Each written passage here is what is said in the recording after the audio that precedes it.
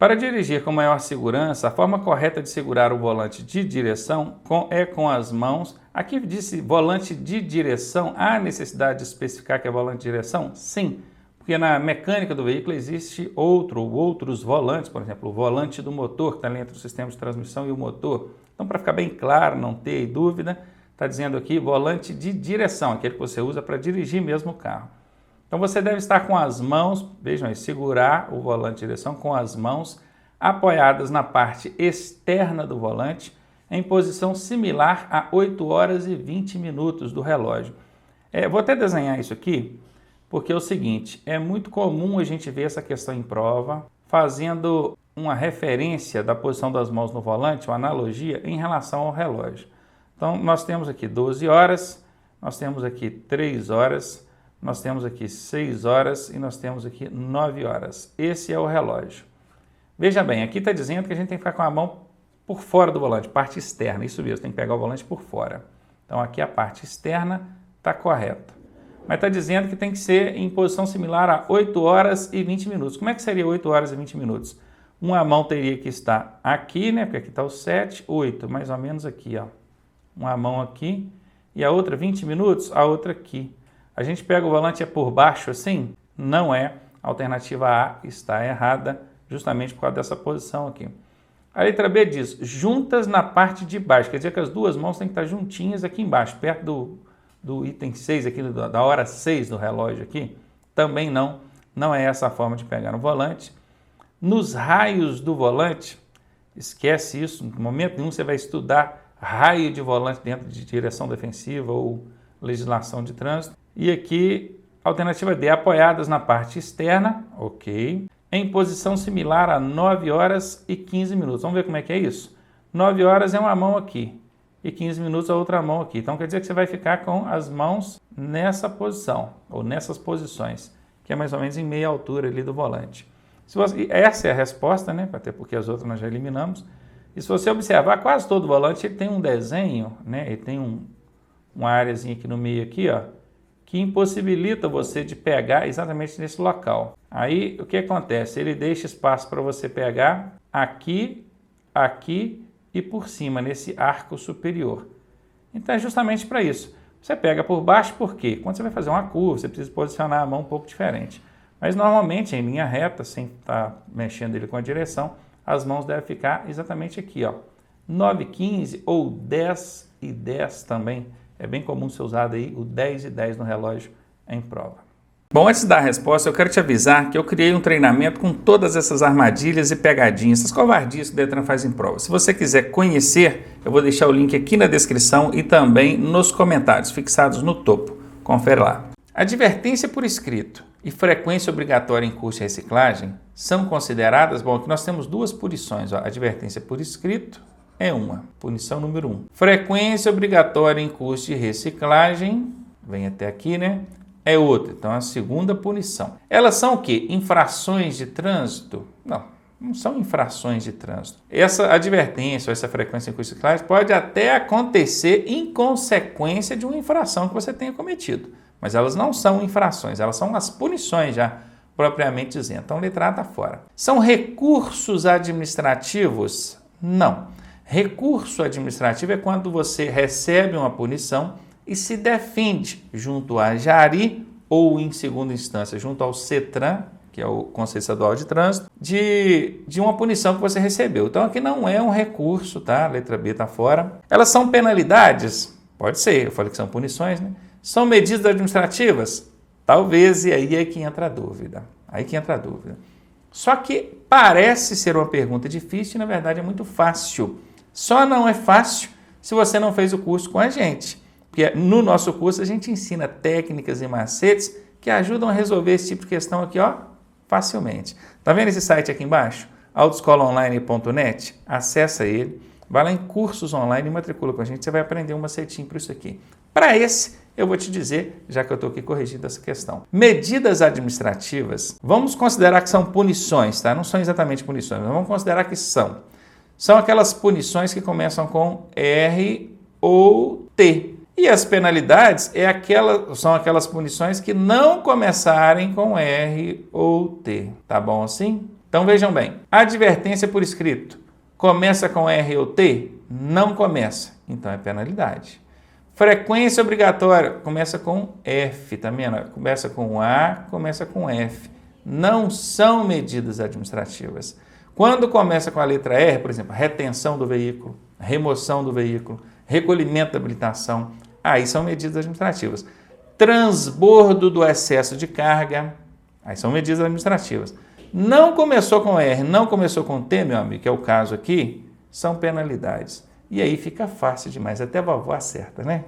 O aparecimento de trepidação sentida no volante de direção ao alcançar uma determinada velocidade é sinal da necessidade de manutenção indicada com... Olha, você está sentindo ali no volante, trepidação, meu querido, pode saber, ó, trepidação. E são as rodas. Imagine que uma roda, em vez dela ser redondinha, ela é oval. Imaginou se ela fosse oval? Se ela fosse realmente oval, você ia sentir essa trepidação de forma absurda. Mas um mínimozinho, 10, 15, 20 gramas de peso que tiver numa parte do pneu mais que a outra, vai provocar um desbalanceamento do equilíbrio ali do peso.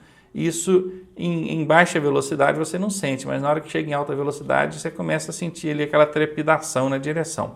Isso é falta de, tá aqui, ó, balanceamento das rodas. O balanceamento ele serve justamente para isso, para equilibrar ali o peso, deixar ele uniforme em todas as partes da roda, do pneu e assim evitar essa trepidação. Normalmente quando você coloca um pneu novo, a gente tem que fazer o balanceamento, porque um pneu, por melhor que ele tenha sido construído, é comum, é provável que em algum dos seus pontos ele tenha um pouquinho mais de peso do que o outro.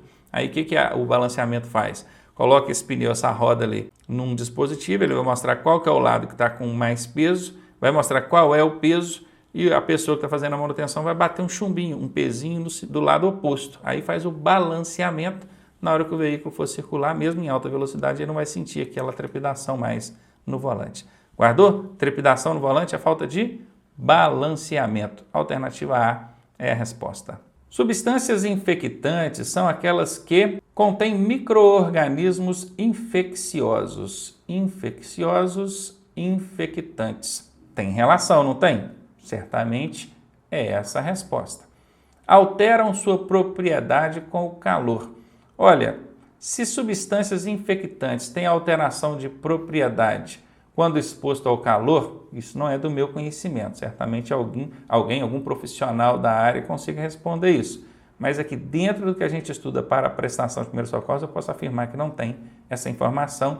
Então a alternativa B está fora. C. Contém corrosivos? Não vejo nenhuma relação de corrosivo com infectante. Então a alternativa C está fora. Liberam gás carbônico? Se liberam, também não é do nosso contexto aqui dentro do estudo de primeiros socorros. Então, a alternativa D está fora. Ficamos mesmo com a alternativa A, que tem uma relação direta e incontestável com a proposta da questão. O condutor de veículo deve dar preferência de passagem ao pedestre? Vamos analisar. Quando é que o condutor tem que dar preferência ao pedestre? Olha, pela regra, pela norma é uma coisa, pela direção defensiva é outra.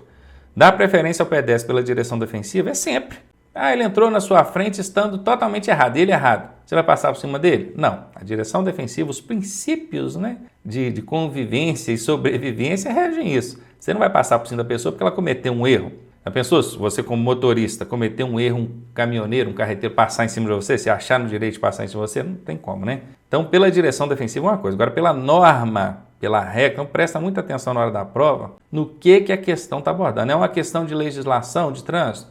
Aí é norma. É uma questão de direção defensiva? É uma questão de conduta. Então aqui não especificou, porque isso aqui não é uma prova, é só uma questão. Lá na prova vai estar tudo separadinho. Mas aqui é pela norma, tá? Pela legislação. Então o condutor deve, presta atenção, dever, obrigação, dar preferência para o pedestre quando?